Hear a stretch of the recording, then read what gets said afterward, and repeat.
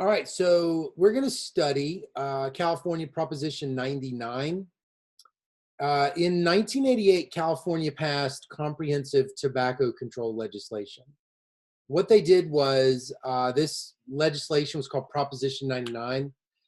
It was a kind of a very robust law with lots of interventions in it. So when we evaluate Proposition 99, it's basically going to be 5 things that it did. So we're not going to know which of these was really responsible for, if anything, was responsible for what happened, because it's going to be a combination of cigarette taxes, money, tax revenue that went towards anti-smoking budgets. So you got supply side interventions, you got demand side interventions, and we're going to drop these states: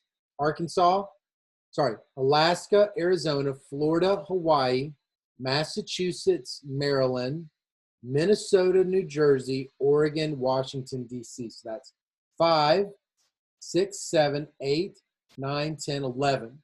It's 11 states that we're going to drop. Okay. Why? Because they're already treated. Right? So you want to drop. That's why when you're doing a synthetic control, remember, you need to drop already treated groups for the same reason that you were dropping them in diff and diff. Okay.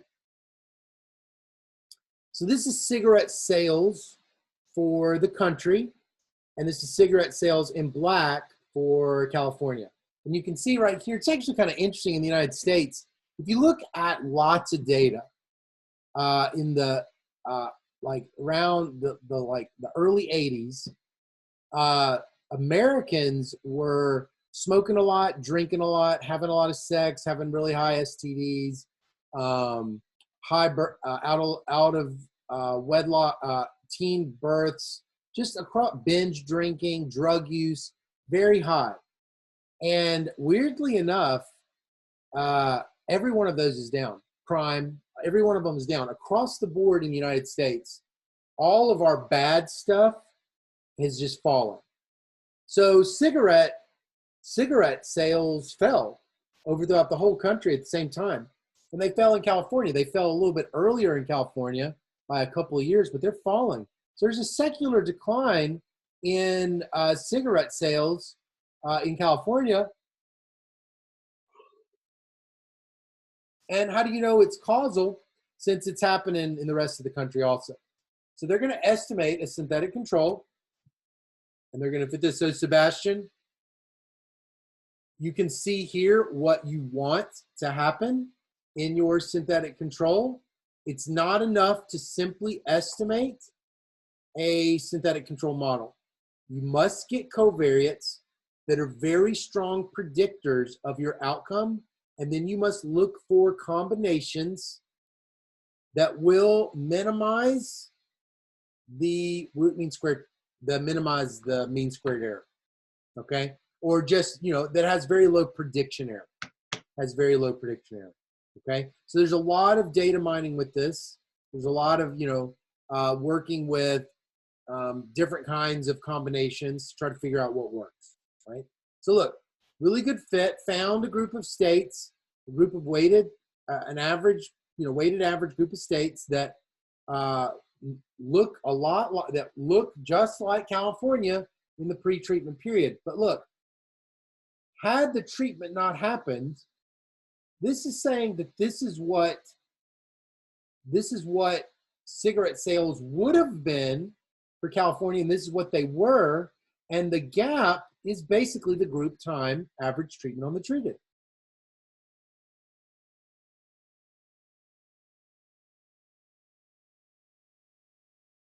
Scott, isn't there a risk that we were overfitting the pre-treatment and we risk have poor properties and out of sample predictor, which is exactly the counterfactual? So both Francisco and Sebastian, one of the things that Abadier, Diamond, and Haymuller recommend when fitting the model is to actually take the pre-treatment period, divide it into a pre-treatment period, which is going to be the training period, and then a subsequent validation period, and try to fit your model on that, okay? And so that's one thing they're going to do is you'll just be overfitting. If you're overfit, you're going to try to find, you're going to essentially do this kind of cross-validation method to get your model. That's one thing. But the other thing is we're going to use for our inference a method called randomization inference that I think will begin to address some of those concerns about overfitting. Okay, so let's look at what I'm talking about. All right, so I'll come back to that. So here is our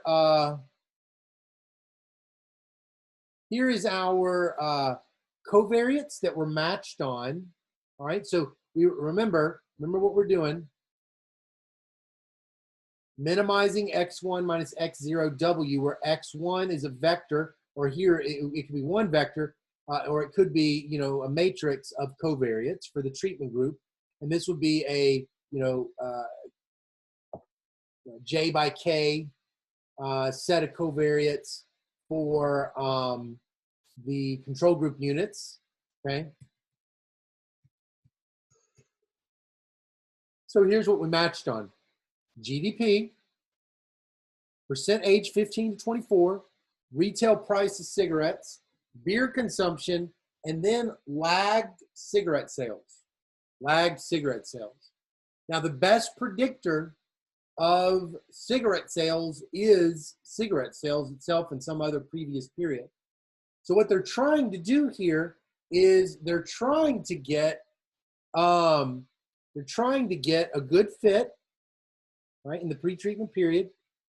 And what we're going to have here is what you see for California that is a balance, right? So you have here for log GDP, it's 10.08. For the synthetic control, it's 9.86. For the rest of the country, 9.86. So it didn't improve that one. For age 15 to 24, 17.4, 17.4. So the synthetic and the treatment group have the same percent age 15 to 24, slight improvement. Retail price, slight improvement. They're very close now. Slight improvement for beer consumption, very close. The real change, though, is for these cigarette sales, right?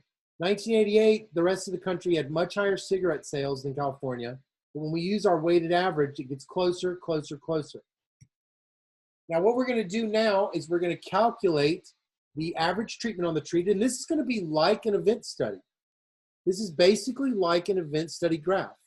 This is the pre-treatment period showing the quality of the fit. This represents a convex hull. This is the treatment effect in the post-treatment period, right? Now, how are we going to do inference? I never got to cover randomization inference because I got behind early on and I wanted to make sure that I got to synthetic control. But randomization inference is an old method that Ronald Fisher developed for doing inference without making strong assumptions on the large sample properties of any of these, of any of the variables or any of the error terms. Okay, so what it is it's a statement about the unit level treatment effect. What he basically is doing in this is he's saying, we'll assume there is no treatment effect.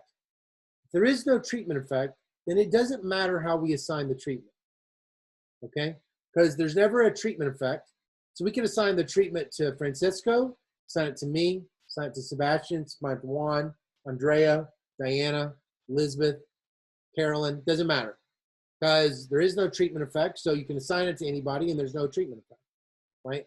If there's no treatment effect and you assign it to a bunch of control group units, then you're getting a distribution of placebos, right? You're getting a distribution of just these placebo treatment effects. Now, what you're going to do in that, and this is what I think is kind of relevant a little bit to Sebastian and Francisco's point, but I could be wrong, is if you have overfitting, you should be having overfitting for any of the placebos. And what we're going to be doing is we're going to be looking at the distribution of this parameter estimate right here. This is it's a group time average treatment on the treated. Okay, it's one group. It's California, but it's a dynamic treatment on the treated here, here, here, here. It looks like it's about 12 of them. all right? 12 group time average treatment on the treated. We're going to look at the distribution of the group time average treatment on the treated for the true treatment group and compare it to the distribution of the control group units. And he does that. Now, what do? You literally run synthetic control twice. You literally run it. I'm sorry. You literally run your synthetic control model, this model right here, you run it for the other states. When you run it for the other states, you get a unique fit in the pre-treatment period and you get some out of sample prediction, okay? And then you're going to plot those first. You're going to plot them visually first on a graph. Now this right here is California, and this right here are all the placebos. Now this is all 38 control states. So what I'm going to do to make it a little bit easier to read, I'm going to drop any whose pre-treatment fit is really, really bad. Okay, so like we saw two of them right here, two of them right here. This one, three of them. This one, and this one. There's probably a fourth. Maybe it's going to be this one. Nope, but it is going to be, could be even one worse. But anyway, we dropped three. I can see there's a fourth. These were units whose pre-treatment root mean square prediction error were more than 20 times larger than California's, right, in the pre-treatment period. Root mean square prediction error, what is it? It's just a measure of the average error. That's all it is. It's a measure of the average prediction error in the pre-treatment period. It's just the quality of the fit. The quality of the fit, the average quality of the fit, 20 times worse than California, drop it. 5 times worse, drop it. 2 times worse, drop it. And you can kind of see what we're getting here, right? These also were overfit. And yet they do not have as large of effects as California, okay? So then what we're going to do is we're going to calculate. Let me show you what we're going to calculate.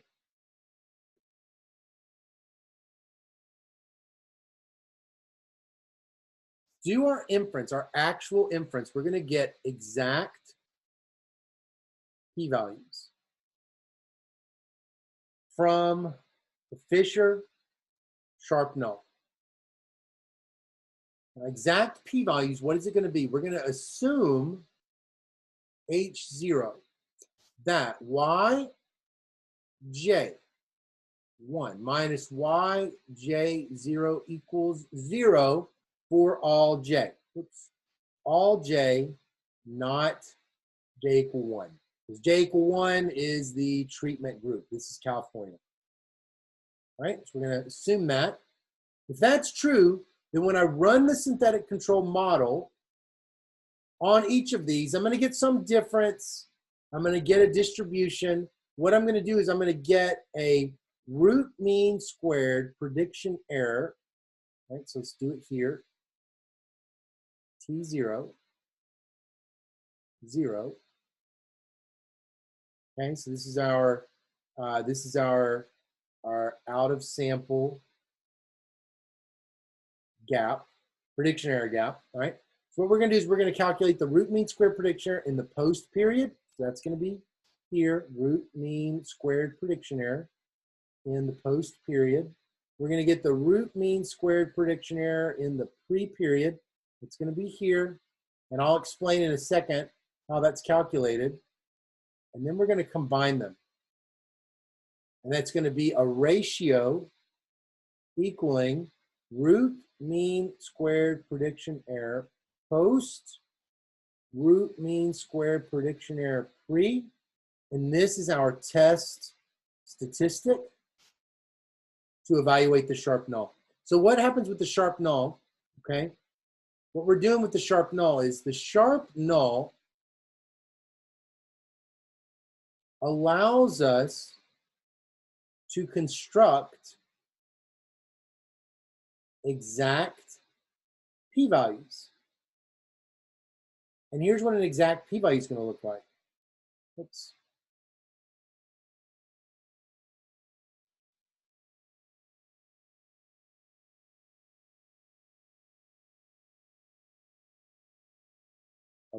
Alabama, Alaska, Arizona, Wyoming, okay? we're going to get, and we'll have here California, right? So we're going to get a ratio. So maybe this ratio is a 10, meaning the fit got 10 times worse. Maybe this one is a 2, it got 2 times worse. Maybe this is a 1, it basically had great out of sample prediction. Let's say this one was 140, and let's say this is a 50, right? We're then going to get a rank of the largest to the smallest. We're going to get a rank of the largest to the smallest. And so the rank will be a resorting of this data here from largest ratio to smallest. Okay, and I'll tell you right now, this is going to be the largest. California is going to be the largest. And let's look. I'll show you.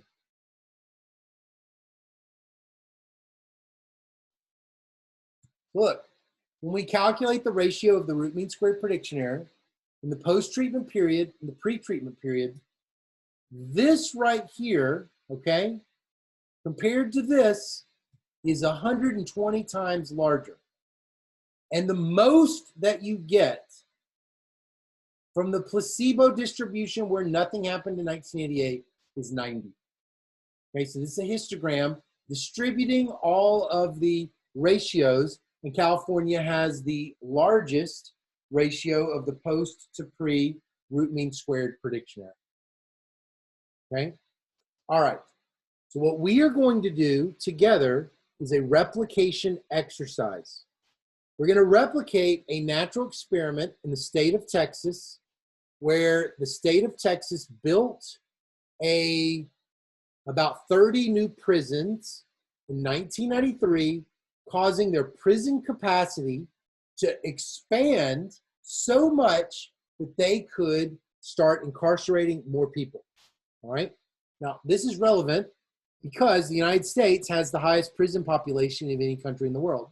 We incarcerate around 2 to 2.3 million people in federal and state prisons and county jails. We have about 4.75 million people that are on what's called parole. Okay, so under community supervision.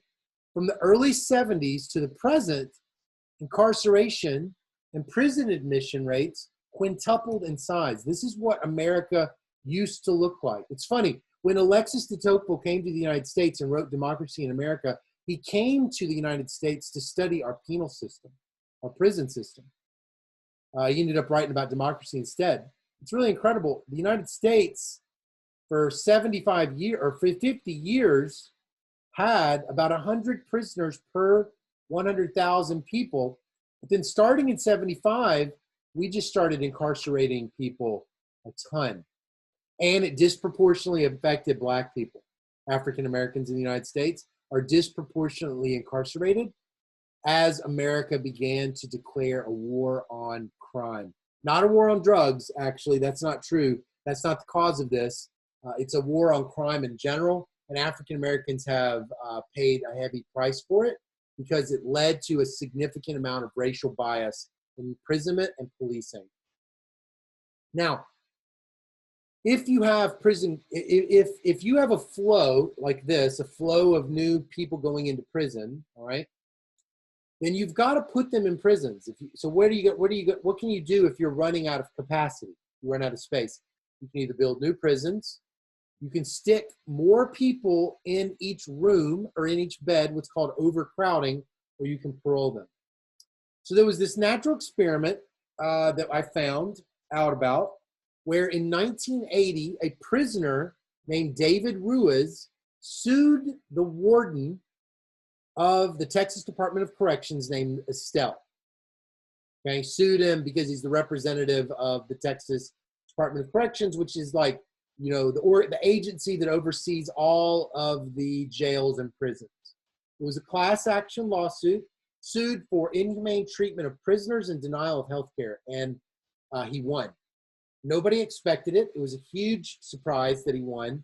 Led to a lengthy period of appeals, legal decrees, and then in 1983, They went before Congress to get money to build more prisons, and it was denied. And starting in 1983, they started to parole intensively prisoners. As they have paroled the prisoners, they were trying to,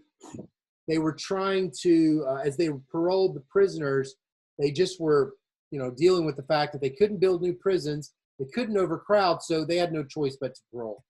And I'll show you a picture of it in a second. Then there were two events. There was a man named Governor Clements, and in around 1988, he built a modest amount of prisons, and when that happened, they did stop paroling, but really it was our governor, Ann Richards, who served from 1991 to 1995. She was the governor, the last Democrat governor in Texas history. She was the governor just before George W. Bush, who became the president of the United States. He was a former governor of Texas. She was the governor just before him. What she did was she increased prison capacity about 35% in 93, 35% in 94, 35% in 95. She did that by building new prisons. So you can see right here the history of prison construction in Texas. There was a little bit under Clement right here, but there was a ton under Richards. You can see right here, this is the prison capacity. So when Clement built some prisons, prison capacity basically went from 40,000 to 60,000. But when Richards built prison, it went from around, went from like 42 to 58. And then when Richards built new prisons and had new prison beds, it went from around 58 to 130 from 92 to 95. So just in 3 years, it basically doubled, or more than doubled. Went from 58 to 130. So more than a 200% increase in prison capacity in only 3 years. Here's that effect I was talking about when Clement starts building some prisons. Parole stopped. So right here you see they were denied funding to build new prisons. At that point, they began to parole. They still got people coming into prison. That's admissions. They still got people releasing, but they're handling their excess demand by just letting people go. But once they get more prison capacity, paroles start dropping. And when Governor Richards does her build out, paroles just flatten. And anytime admissions are more than releases, you get a big expansion in incarceration. And it looks like this. All right, so this is Texas incarceration per 100,000 for total incarceration rates. And you can see right here, basically Texas had, this is not synthetic control, Texas had approximately they were like the average state in the country. But then starting in 90, starts around here like 91, but really at 92 or 93, 93, I dated at 93. I guess it should be 92 right there, but in 93, it just skyrockets, right? And Texas goes from being a normal state to one of the top 5 incarcerating states in the country. All right, so what we're going to do is we are going to take the National Prisoner Statistics data, which is a census of prisoners that has data on the race and the gender of the prisoners. And we're going to look at black male incarceration. We've got a bunch of controls. I got controls from the current population survey. I got controls from population from the Centers for Disease Control. And I've got some other, data also, all right? So we have 35 minutes. We're gonna do this together, okay? So what I want you to do is go to causal inference class, take the Texas directory, copy it, take it to your desktop. Okay, so I just took it to my desktop. All right, so I'm gonna go down here.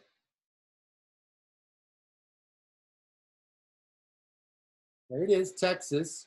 And it will have, everything's on my, you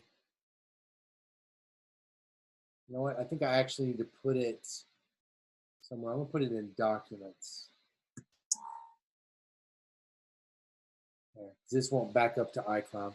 So, no, it's still doing it. Okay, it's fine. So what you got to do is let's go. So the reason you got to do that, look, the reason why you have to copy. So not everybody ends up copying and pasting Texas when I do these classes. You have got to copy and paste the entire directory. And here's why. Got this README file, all right? It explains some stuff. One of the things it shows you is how to have the program directory, okay? So you have to have a do directory, you have to have a data directory. Inside data, you have to have a synth subdirectory, you have to have an inference directory, you have to have a figures directory. Okay, so if you look at Texas in the document, here it's in documents, I got articles, data, do, figures, inference, R, so I got R programs in here also, tables, writing. Okay, so we're gonna look at, let's pull up, we're gonna look at texas.do or texassynth.do. Okay, so I'm gonna go to documents, I'm gonna go to Texas, do, texassynth.do. Now the reason why you have got to do this, the reason why you have to do this on your local drive is because of this line 9. You have to tell Stata where your directory is located. And here's what you have to do. Go to File, go to Change Working Directory. I've put mine in Documents, Texas, do. Okay. Choose, copy and paste it, replace it. Right? After that, it will run automatically. When obtaining the weights, should we use one single pre-treatment year of covariates or several years? Nicholas, you should use whatever it is that allows you to fit the data. I mean, here, let me show you what I do, Nicholas. Okay. All right, so look at this. Here's what you got to do first. You got to install synth. Oh, and R users, if you look at the R subdirectory, I've got here the code that will do this in R. It's just in 3 separate programs, but you can see how to do it, okay? All right, so I installed synth. You only want to install it one time. I'm going to get the data, okay? So since I'm in the do directory, here, I can use these Unix commands or even like old DOS commands. I can use them and navigate around without having to always type the full directory location. So for instance, // goes from do here, goes back one, // the slash goes to wherever. It's going to go into data. It's going to grab texas.dta. Okay. All right. So Nicholas, let's look at this situation, okay? So let's say I only am going to match on percent 15 to 19 in 1990, okay? What you're going to do is you're going to have to put your pound delimit semicolon on. You're going to say synth the outcome. We're going to look at total black prisoners, all right? I'm going to match on one covariate, percent 15 to 19, 1990. Comma, I do all this down vertically because it just helps me to see everything. You got to say what your treatment unit is. My treatment unit is Texas and is Texas 48. Okay, so look, list state FIP if state FIP equal 48, Texas. Okay, so that's my treatment identifier. It's a number called 48 that goes with Texas. My treatment period's 1993. The alphanumeric or the string variable that identifies a state is the state variable here called state, so I say that. Then I've got to minimize that mean square prediction error for the V matrix. So I got to tell it over what years to do that. So that's going to be MSPE period 1985 to 1993. That 1 means I'm going to do it for all those years. And I'm going to list my results period. Nicholas, I'm going to do this. Let's don't peek at our results. Okay, let's just look at the pre-treatment fit, right? So I'm going to run this.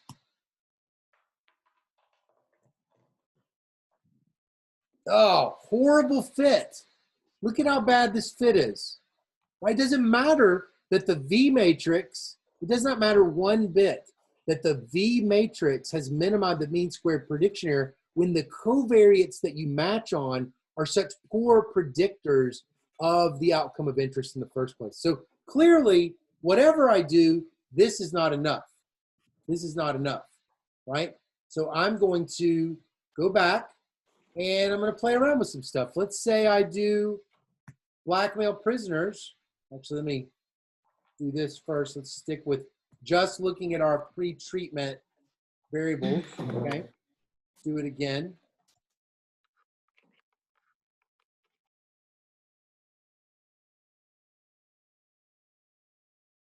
Still really poor fit. Still really poor fit, okay? So I get balance. Look, I get a lot of balance on these covariates, but the problem is these covariates don't do a good job of predicting blackmail prisoner. So I'm going to do that. Let's do this first. Let's just put in the average blackmail prisoner in the pre-treatment period. Let's just do that. Let's see how that does. Maybe that'll do a lot better.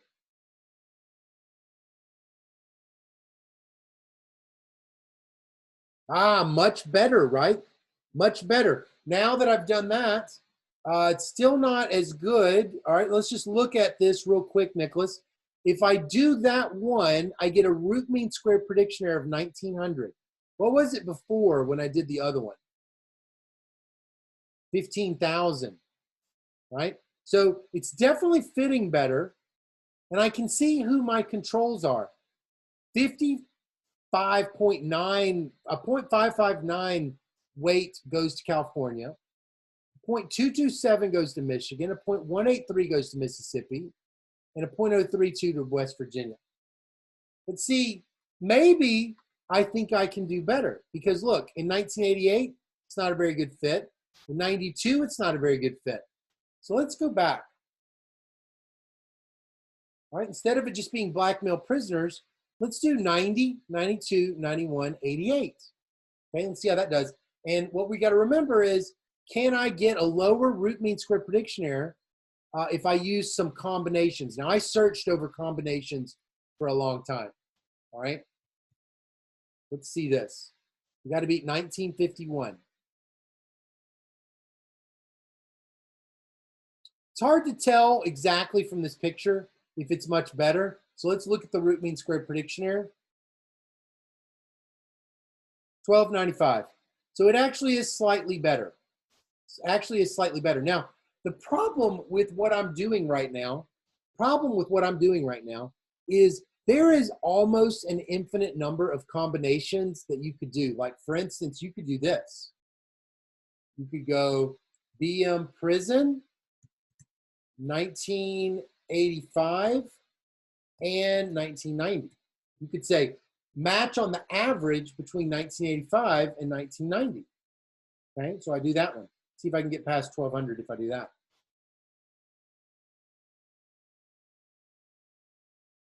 Ooh, that looks better.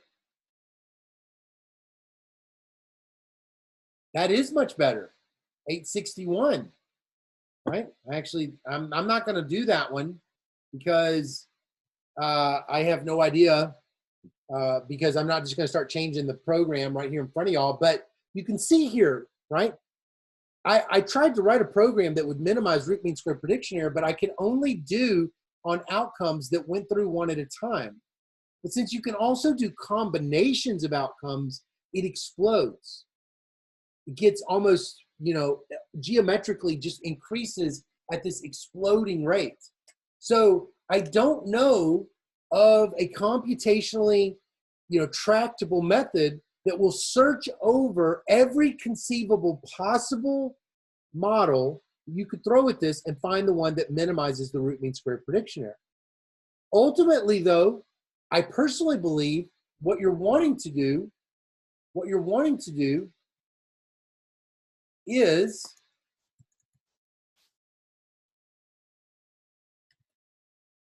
continue to search and get a combination of visual fit, that's a beautiful fit right there, and small root mean square prediction errors. Some kind of combination of the two. But you definitely know that you don't want that first one. If you did that first one and you gave up, I mean, you're just throwing in the towel. Or that's a phrase in America where you basically say you've given up. Okay? All right. So now that I've done that, I'm going to run it. Now what it's going to do in this syntax right here is it's going to save a data set called synth rate. It's actually not the rate, but I nevertheless called it that, and I've never wanted to fix that. Let's look what's in this. Let's look what's in here. Okay. All right. So what's in here? Well, there's two pieces of information in here. Okay. There's two pieces of information in here. First is this data set that was just made that was based on that synthetic control. It's got 50 units. Okay. And it's all the states with corresponding weights, 0.408, 0.109, 0.36, 0.122. California, Florida, Illinois, Louisiana. Okay? That's two things that are in it. But what's this? This is the realization of the synthetic control, right? So watch this. Drop if time equal period. Okay? Keep Y star. Let's look what this is. This is Texas in 1985. This is synthetic Texas in 1985. This is goes all the way to 93. So this is our Texas, data and our synthetic control data. Okay. Now what I'm going to do now is I'm going to go back to this. I'm going to put the full 2000 in here. I'm going to run the whole thing. Now that I'm satisfied with my synthetic control, I'm just going to run the whole thing. And look what I get. I get decent fit before. It's got a 1200 root mean square prediction error. There is another one that has a sizably smaller one by 400, which is about 400 fewer prisoners on average, something like that. And a gap of 400 prisoners. And then I got this big treatment effect. Okay. Now remember, what do I got to do? First I got to do is I've got to create that plot here, right? Got to create that plot that we saw with the smoking data, right? You got it's basically an event study. You make the plot right here. Use synth rate. Keep those three variables I did. Drop any of the periods. I rename them. You don't have to. And then generate the treatment effect. And then once you've generated the treatment effect, use two-way. Create lines on gap 48. Put in here a Y line and an X line at 93. And then just label stuff. Okay?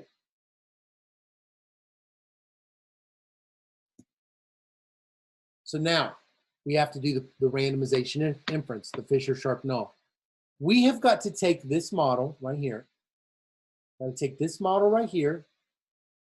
And instead of it going to number 48, it's got to go to every other single state. Specifically, look. Oops.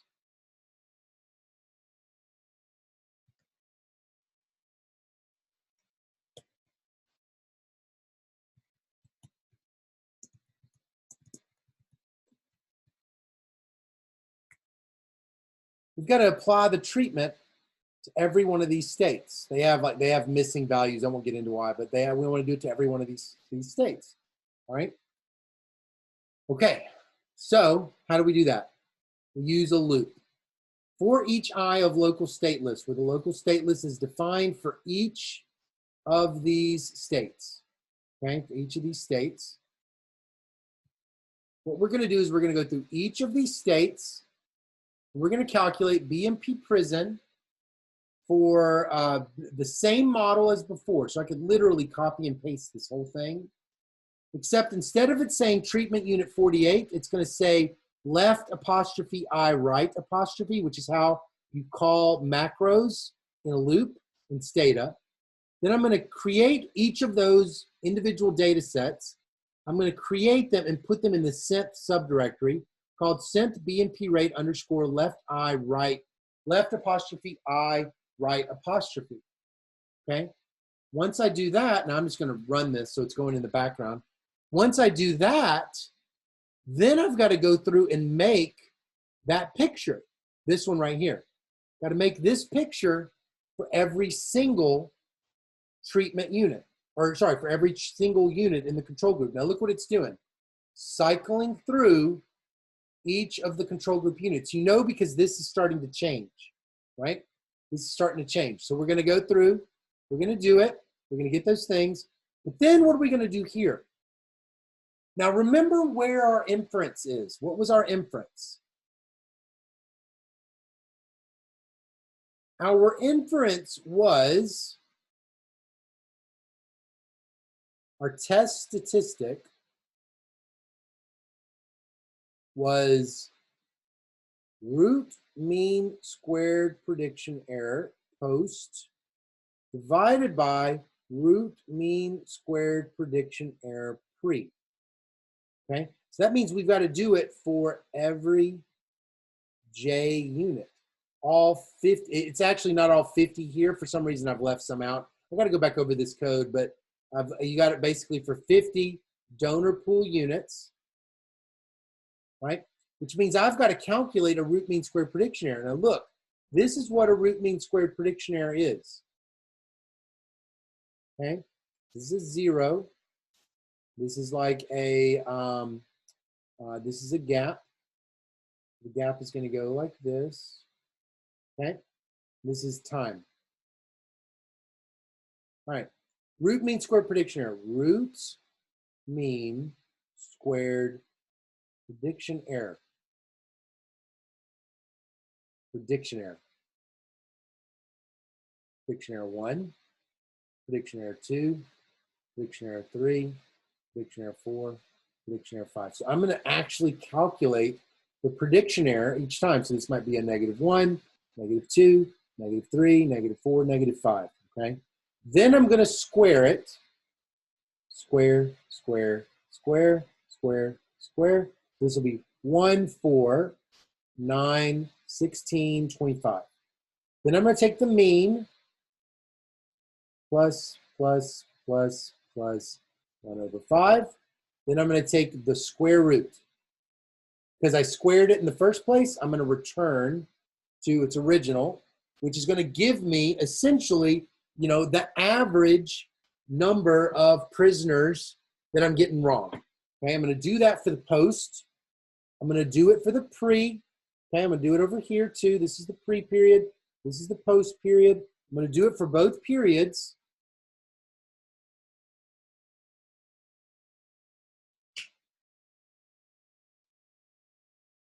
How do I do that? Well, first I do the square, then I get the mean, then I calculate root mean squared prediction error and for the pre-period, do it for the post period, and then I take the ratio, which is going to be the root mean squared prediction error divided by the one above it in 1994. So in 1994, that would be the post.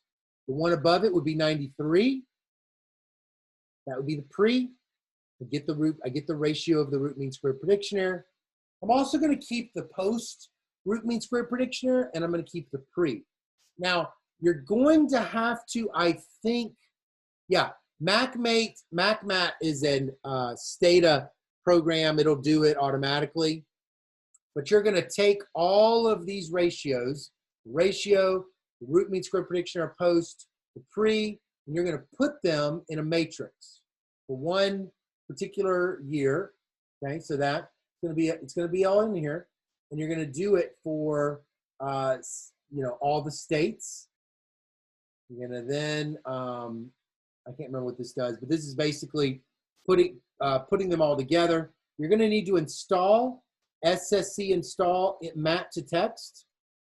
This is basically what this is going to do is this is going to take, since you named the matrix state here, you're going to then take each of those individual vectors or each of those individual values here, state 1, state 2, state 3. I got them all in here. Okay, they're all in there. Mat to text is going to basically create a matrix. It's going to take the matrix, turn it into a text file, stored in the inference subdirectory, and then re-import it back into Stata. Okay? Once it's like that, let's just do, then I'll get, let me do this. Okay, so let's look at this. All right. This is the pre-root mean square prediction error. See right there, pre. This is the post-root mean square prediction error. See that post right there? This is the ratio. This is the rank. This is the exact p-value. How did I calculate a p-value? First, what I did was I sorted from largest ratio to smallest ratio. Now look, Texas does not have the largest ratio. Illinois does. But I'm going to show you something going on with Illinois in just a moment. All right. So Illinois has the largest by a little bit, but Texas has the second largest. I'm going to then generate a ranked variable, which is going to give me where the ratio fits in the rank order. So Texas has a 2. Then I'm going to divide, I'm going to get a p-value that divides rank by 46 because I had only 46 units in this analysis. All right. I think what I did was I had a couple of states that were expanding, that expanded their prison capacity at the same time. I think I remember that now. So I've got here 2 divided by 46, 0.043. 0.043, that's called an exact p-value. It's a non-parametric exact p-value. It's based on the Fisher-Sharp-Null. Okay. So once I do that, it exports that data set into Excel, and I could then look at it if I wanted to, but I'm going to make a histogram of the ratios. And look, this right here, let's just do this real quick.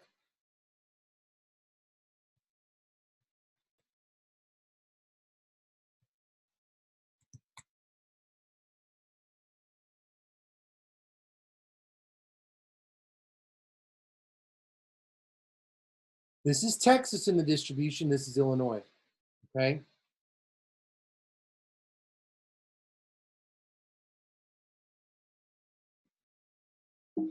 Now we want to make that picture. How do we make the picture? Well, remember when we were going through and we were going through and like doing all the placebos, and we were getting all those like synthetic controls year by year? It actually ended up creating 16 years, right? 1985 to 2000, but we have associated with every year, every single state's treatment gap. We have every single state's treatment gap. We have Texas's list gap 48 year, right? So we see here Texas's gap, right? It's kind of small in the pre-treatment period. On average, it's about 1,200. And then in the post-treatment period, it starts to grow. 1,400 there, 94, 11,000 additional prisoners, 25,000 additional prisoners, 23,000, 25,000, 25,000. So basically, Texas just has a level shift in the number of African-American men that they're incarcerating. What we're going to do is make that crazy, wild, picture, right? Let's make it using the two-way command. There we see it. It's crazy that Illinois is basically beating Texas because I can't even see where Illinois would be on here because Texas is so big. Let's look at this a little bit more. We know that some of them are not good fits, so I'm going to drop anybody whose root mean square prediction error in the pre-treatment period is 5 times larger than Texas. It's going to drop 5 states. I'm going to do it again.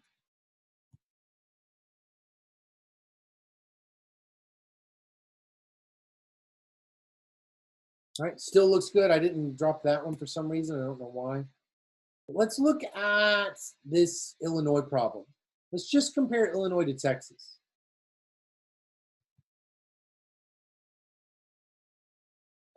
Look.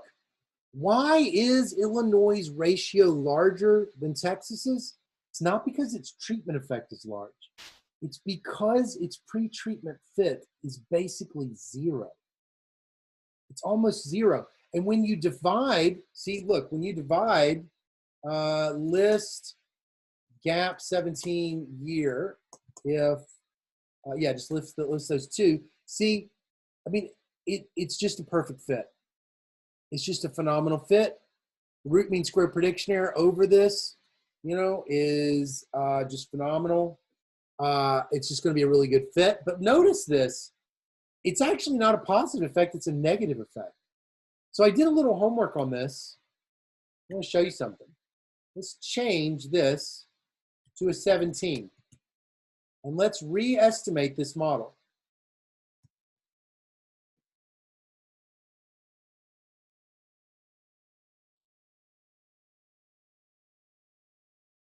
Now look at what Illinois is. An incredibly good fit before, right? But it's basically saying, absent the treatment, the control group would have jumped. Look at the treatment. The treatment group never changes, stays on its path. It's the control group that's jumping. Now, why is the control group jumping? Look at this. Because Texas is in the control group. And since Texas is in the control group, you're getting with Texas as the control group, Texas's gigantic treatment effect. So if what I did instead was drop if state fib equal 48 and reran it,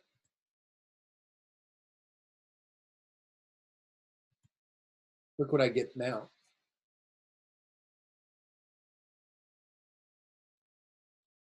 Nothing. The only reason why I was getting that, the only reason Texas didn't have the largest ratio is because in the pre-treatment period, Illinois' root mean square prediction error, like look at what it was. 541. What is it if I keep in? What is it if I keep in the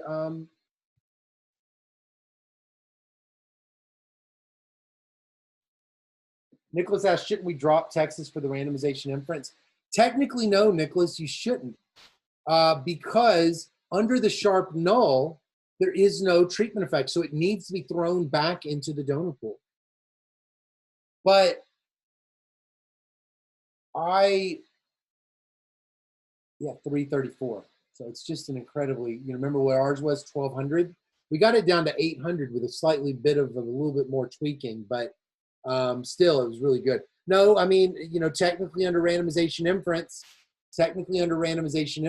you always will throw, it's a sampling with replacement. You'll throw the treatment back in. I'm doing all this really to show you that there's a bit of some science to this and there's a bit of some art, okay? There's a bit of some science and there's a bit of some art. And, what I think you want to present when you do this is, you want to do a lot of diagnostic tests. You really want to understand why you're getting what you're getting if you get that, if you get some big effect, okay? So, in conclusion,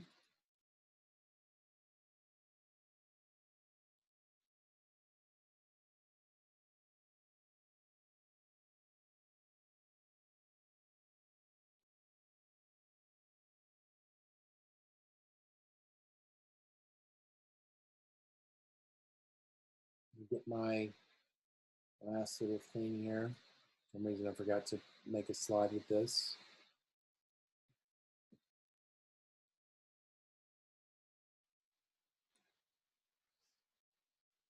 Let me conclude, okay?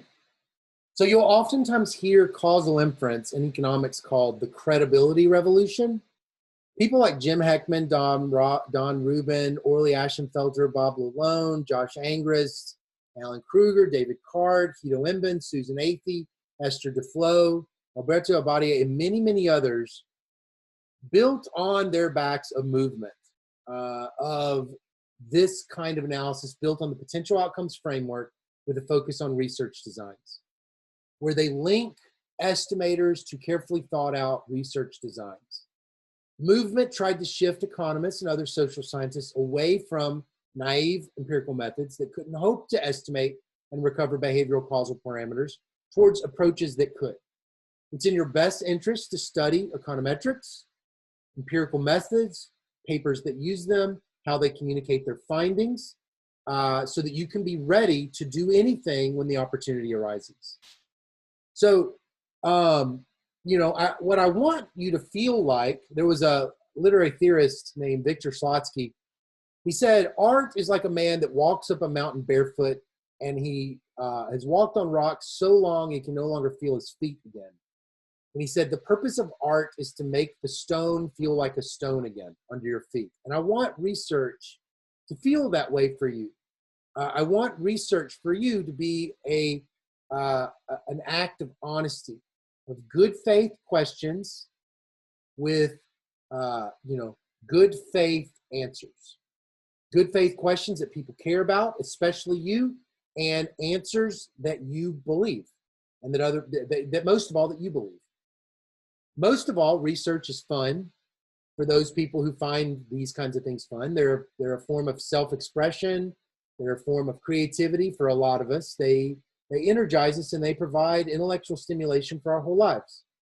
It's fun to understand answers you get, and it's fun to know why those answers are reliable. That requires checklists, workflows, clearly defined assumptions, econometrics, and good data. It is not fun to get a bad answer to a poorly defined question that you don't know how to feel. That is not fun. That takes just as long of a time as a carefully defined study, and you end up not even knowing what your answer means. So the things that I want to leave you with is, first, a priori knowledge is necessary for identification. You have to think hard about these questions. Can you write down a DAG, or can you model the data generating process? What parameter are you trying to estimate? What are the assumptions that you need to estimate that parameter? Pick estimators based on the questions, not the other way around. Less so, pick data based on these questions, not the other way around also. What is a good research design? A good research design is one that you are excited to tell people about. That's what characterizes all research designs, whether it's matching or RD. Do not get enamored by statistical modeling that basically makes the identification problem unclear. You have to be careful about that, especially with all these new estimators coming out, and you feel like they're black boxes and you really don't know how they are solving the identification problem. Do not get lost on them. Do not get insecure around them. Always understand what assumptions you have to make. Be clear which parameters you are identifying. Be clear which ones you're not. Good research designs are the key to helping you believe your answers and not be afraid of them. So causal identification is a necessary but not a sufficient condition for publishing well, because the credibility revolution one has to also be an interesting question. That's admittedly subjective, but it's got to be interesting. So the best thing you can do for yourself is choose a topic that you care about. Publishing is simply too difficult to be working on stuff you don't care about. So my colleague once said, a good study and a bad study take the same amount of time. Don't work on stuff just to work on it. Find projects that have a lot of upside in a set of potential projects. That's what you want to do. You want to work on projects that have real high impact possibilities. Sooner you can walk away from a bad project, do it.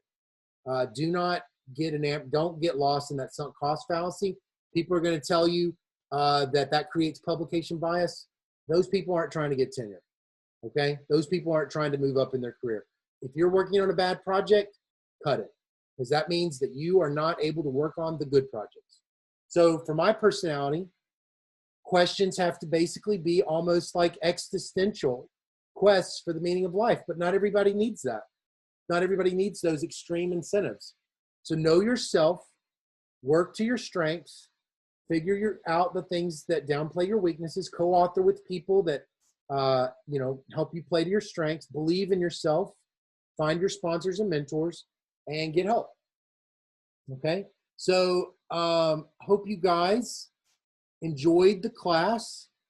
I'm gonna send out the test a little bit later after I kind of go over it just a little bit. I'm gonna send it out, and then I will, it'll be due on Saturday at 5 o'clock. You'll send it to Carolina, and then we'll get your grades up next week. Do not hesitate to contact me on Slack. If you get stuck on a question, shoot me a text or shoot me a DM. Let's stay out of the public channels, if that's okay, on Slack, and just contact me. All right? It's open notes, it's open lecture notes, it's open book, open everything. But I think that you'll find it an interesting test. Okay? All right. I've enjoyed meeting everyone. I will see you in Slack. Okay. Bye, everybody.